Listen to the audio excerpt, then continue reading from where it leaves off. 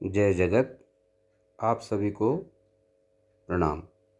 मेरा नाम भूषण सूर्यवंशी, गायत्री शक्तिपीठ वर्धा, महाराष्ट्र। आज दिनांक 20 फरवरी 2025। गीता प्रवचन अध्याय 4। उभय संयोग से अकर्म स्फोट।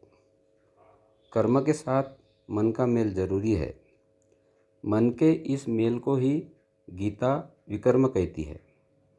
बाहर का स्वधर्म रूप सामान्य कर्म और यह आंतरिक विशेष कर्म, यह विशेष कर्म अपनी अपनी मानसिक आवश्यकता के अनुसार भिन्न भिन्न होता है।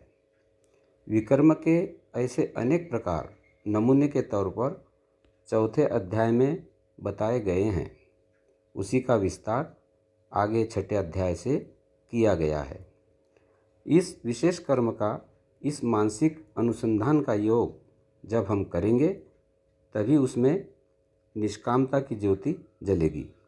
कर्म के साथ जब विकर्म मिलता है तब फिर धीरे धीरे निष्कामता हमारे अंदर आती है।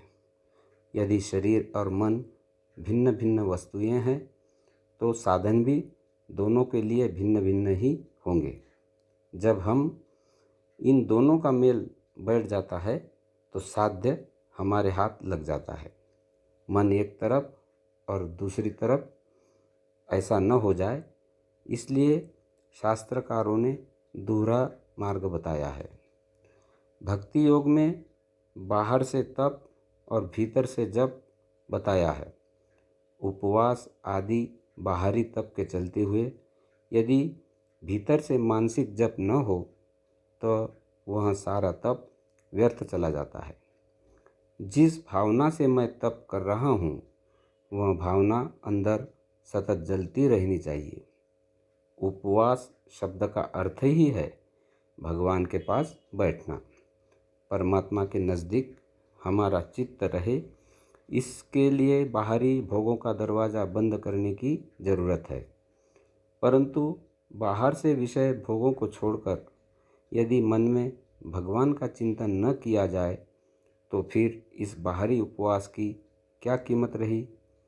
ईश्वर का चिंतन न करते हुए यदि उस समय खाने पीने की चीज़ों का ही चिंतन करते रहें तो फिर वह बड़ा भयंकर भोजन हो जाएगा। यह जो मानसिक भोजन, मन में विषयों का चिंतन, उससे बढ़कर भयंकर वस्तु दूसरी नहीं। तंत्र के साथ मंत्र होना चाहिए। केवल बाह्य तंत्र का कोई महत्व नहीं, केवल कर्महीन मंत्र का भी कोई महत्व नहीं। हाथ में भी सेवा हो और हृदय में भी सेवा हो, तभी सच्ची सेवा हमारे हाथों बन पड़ेगी। जय जगत। धन्यवाद।